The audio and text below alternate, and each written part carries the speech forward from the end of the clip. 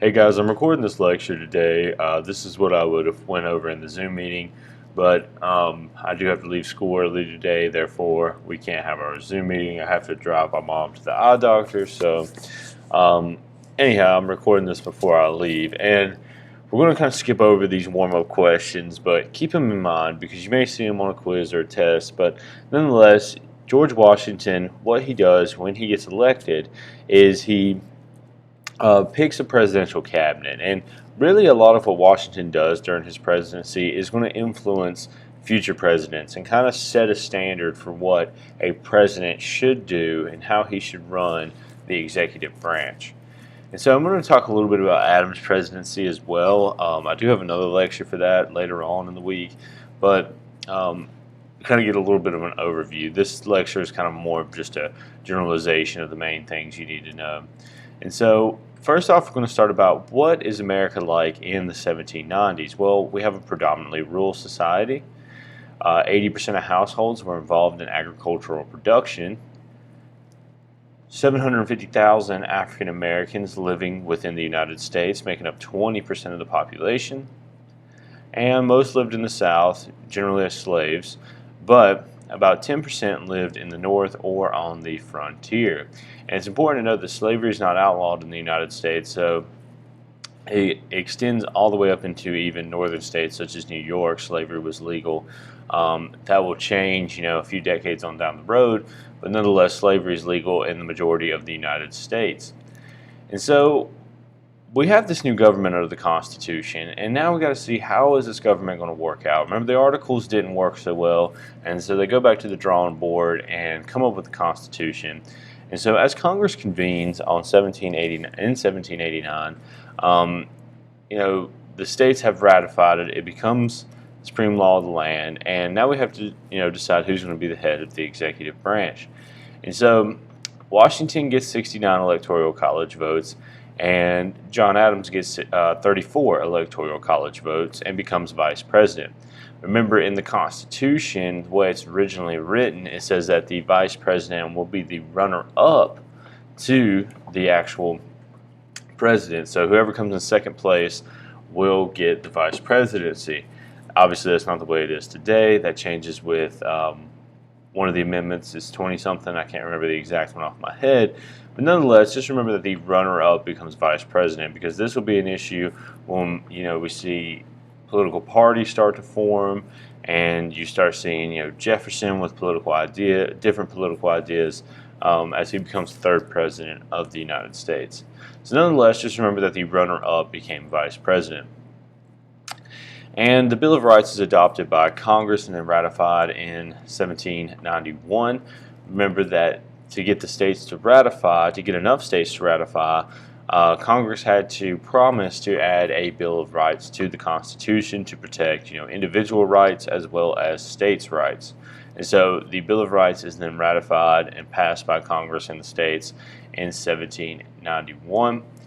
And so we're going to be talking about Alexander Hamilton again. And, we already talked about him with the graphic organizer. That goes into more detail about his economic plan.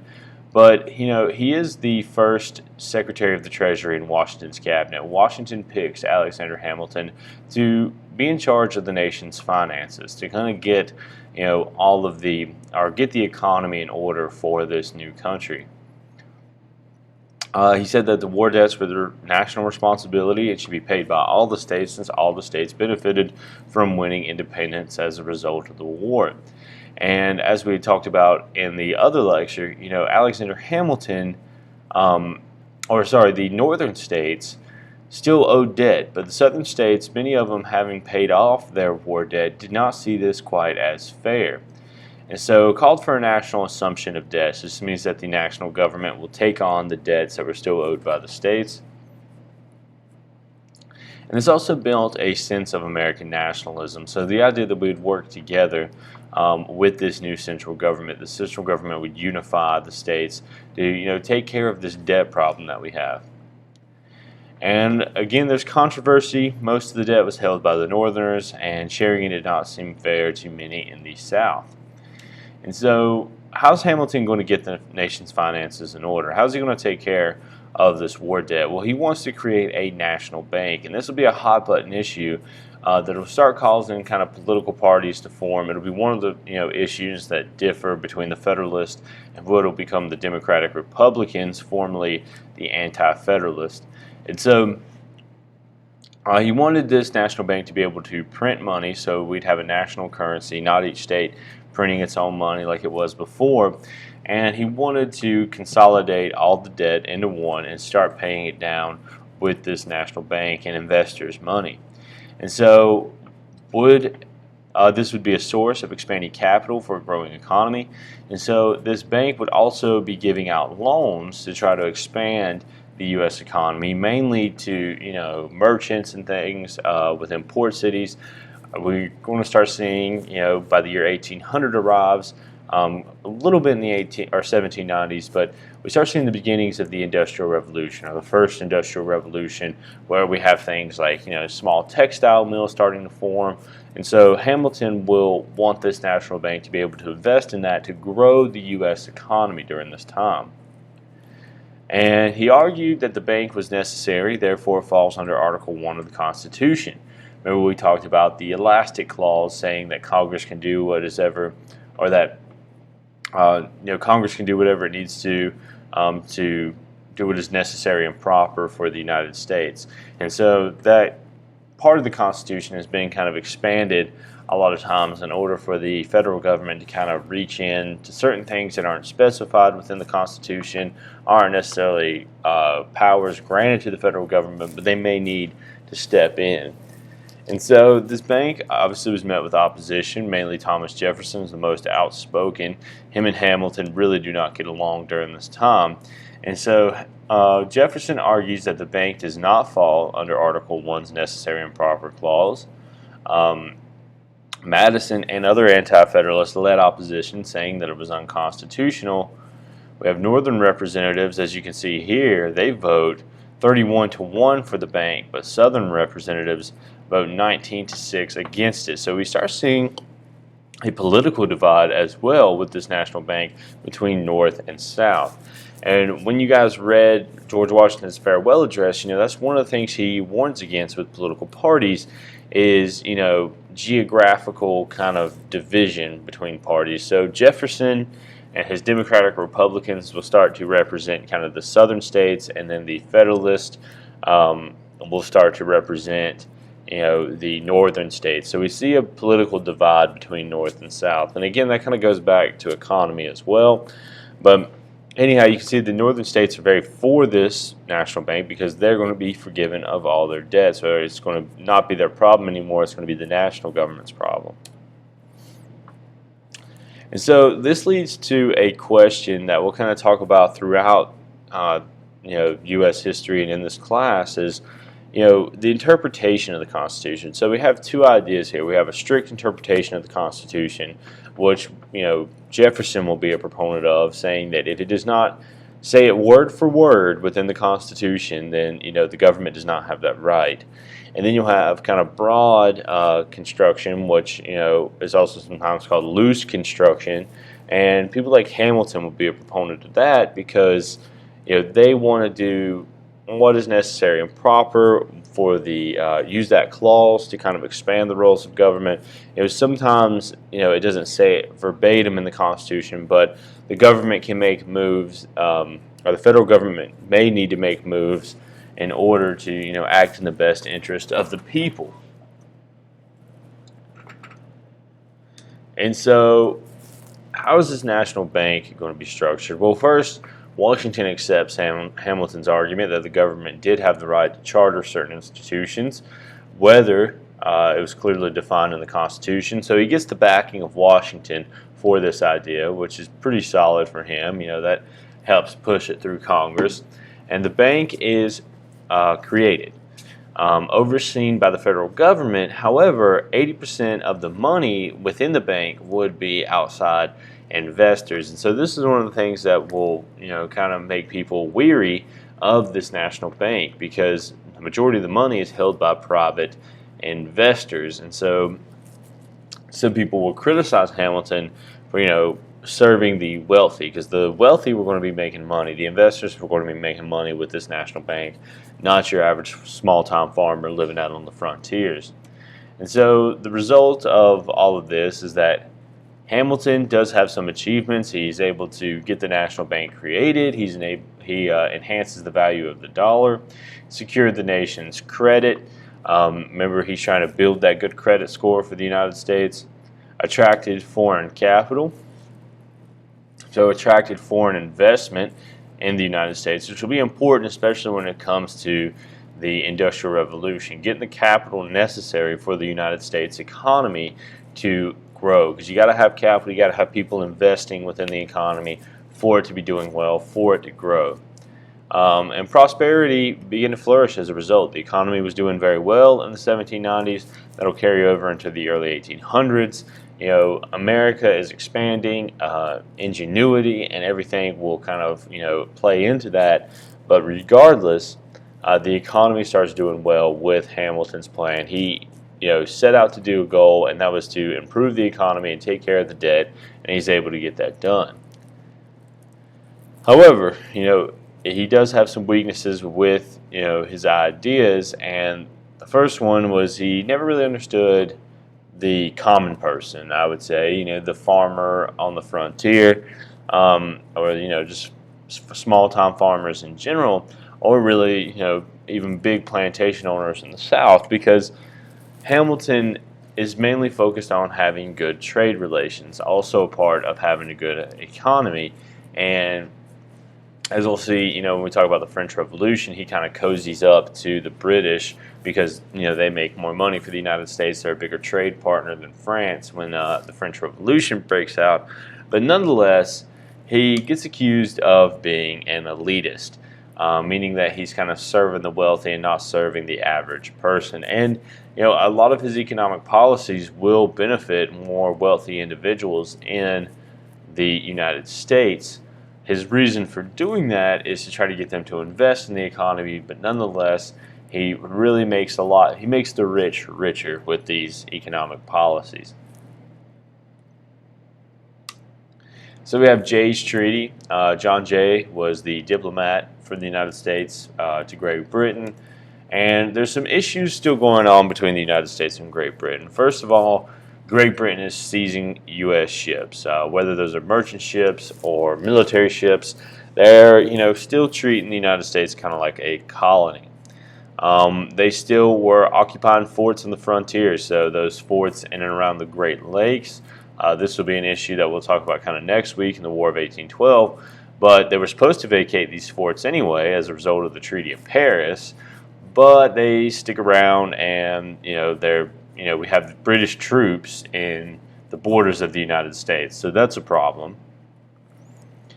Repayment for stolen crops and slaves. So as the British Army worked its way through the colonies, it did seize, crops and slaves that, hurt the colonists economically. So those people wanted repayment for the damages done by the British Army.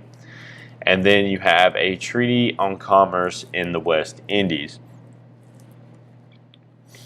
And so Jay returned with only 2 of these goals really met.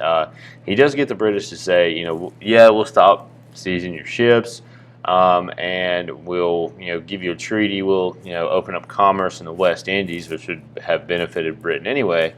But one of the main things, he doesn't get the British troops to leave, and so this treaty is met with outrage by the average American because they think Jay is being too soft with the British. We've won our independence fair and square. The British need to get out of our new country. And so Washington accepts it, and it does pass in Congress, and Jay's Treaty is approved, but it's going to leave a lot of unanswered questions with the United States and British relations, which will kind of come to a head with the War of 1812. We have the Whiskey Rebellion. And so, unlike Shays' Rebellion, the Whiskey Rebellion will show that the federal government now has the power to put down these rebellions and maintain order. So Hamilton had this excise tax, was part of his economic plan to start taxing whiskey. And the reason that's an issue is because for small-time farmers, that was pretty much like currency. The paper money was kind of shaky. And so one of the things you could do is if you had a little bit leftover corn, a little bit leftover grain, you could distill that into whiskey, and that would be something you could use to barter for other items you need, like cloth or tools, that sort of thing. But Hamilton enforces this tax, and this tax is kind of unfair to small-town farmers because they have to pay the tax by the gallon. Only if you were like a big distillery and producing so many gallons of whiskey, you got to pay a flat tax. So the big distilleries got to pay a flat tax, but the average American had to pay it by the gallon, which was more expensive. So in the summer of 1794, a revolt breaks out in western Pennsylvania. Washington calls on the army to suppress the rebellion and set an example of federal law and authority to follow through. So remember Shays' Rebellion, the federal government was kind of left there powerless. It's what convinces them that, hey, we need to go back to the drawing board and kind of either fix the articles or scrap it all together. And so the Whiskey Rebellion is important because it shows federal authority. It shows that the federal government has the power to, and especially the president, has the power to use the military to maintain order. So he will make sure that laws, taxes, whatever, are carried out if they are passed by the government. Then we have Pinckney's Treaty. This takes place between the United States and Spain, really kind of clearing up the border between Georgia and Florida. Defines some of the western boundaries of the United States, and one of the parts of the treaty was that the United States could go through the port city of New Orleans. And New Orleans is an important city that we'll talk about, with the War of 1812 and the Civil War, because whoever controls New Orleans controls all the trade up and down the Mississippi River. So really the access to the American kind of interior. And so the Spanish agree, American ships can pass through New Orleans untaxed, and that we will have a clearly defined border on the 31st parallel between Georgia and Florida. And so shifting gears into John Adams' presidency, we'll talk a little bit more about him in the other lecture, but the French were plundering American ships and had broken off diplomatic relations. Adams restores relations with France, but runs into the XYZ affair and a quasi-war between France and the United States breaks out. So you got to know what's going on in France right now. They're having their revolution as well. And when Washington becomes president in the 1790s, early 1790s, King Louis I believe it's King Louis XVI, has his head chopped off. Monarchy's overthrown in France. It's kind of violent, or it's very violent, and it's not quite like the American Revolution. France ends up going to war with the majority of Europe. And Washington, as you guys read, issues the Neutrality Proclamation, keeping the United States out of this French Revolution and this European war, which would have hurt the U.S. economy and really, messed up trade relations with a lot of Europe. And so Americans are kind of on the fence, should we help France or not? And what will happen is the XYZ affair, in which, Adams is trying to build back that relationship with France. It seems as though the United States is kind of still cozying up to the British and not, allying themselves with the French, even though they had helped us in our Revolutionary War. But pretty much what you need to know about the XYZ affair is that 3 French agents had asked, the United States diplomats for bribes in order to, stop seizing American ships. And this is met with outrage in the United States that, how could you even try to bribe us? Pretty much, though, it'll shift Americans' public opinion to, we're not going to help France. If you want to not treat us like, an equal, not treat us like another country, then, we're not going to help you with this revolution. Also, during Adams' presidency, we have ideological wars between the Federalists and the Anti-Federalists, which will become the Democratic Republicans. The Revolutionary War generated a splintering between two sides. You guys have kind of looked at that with George Washington's farewell address, kind of the deepening of political parties that takes place. We have the Alien and Sedition Acts, which allowed the president to deport anyone that was dangerous at his discretion. And so what this does is this is aimed at particularly one event where you have a French diplomat named Genet, and he will try to get the American people to rise up against the government, kind of saying, our government's not radical enough, not enough people are free. And so there's a lot of fear that European revolutionaries will come to the United States and kind of stir up trouble and try to stir up, rebellion against our government that we have now in place. Also, we have the Sedition Acts, which criminalized making false statements that were critical of the government. And the Sedition Acts are met with a lot of pushback because they're seen as, a measure against the freedom of speech. So you should be allowed to criticize your government, which is protected by the First Amendment. But under the Sedition Acts, it made it kind of a gray area where it was like, if you do criticize the government, you run the risk of being thrown in jail. And so Thomas Jefferson will lead in opposition to these acts, and he and Madison both together are outspoken in anger against the acts. And we get the Kentucky and Virginia revolutions that declare the acts as alarming infractions on constitutional rights. And so the Virginia and Kentucky resolutions are important because they bring up the first, case of what will be known as nullification. So it brings into question, should the states have to follow a federal law if they believe it to violate the Constitution? So this argument will be used by South Carolina, during the nullification crisis that we'll see in Andrew Jackson's presidency, but also leading up to the Civil War, and eventually they do use it and that argument in their secession from the Union. And so the last thing is, anger led to Jefferson's defeat of Adams.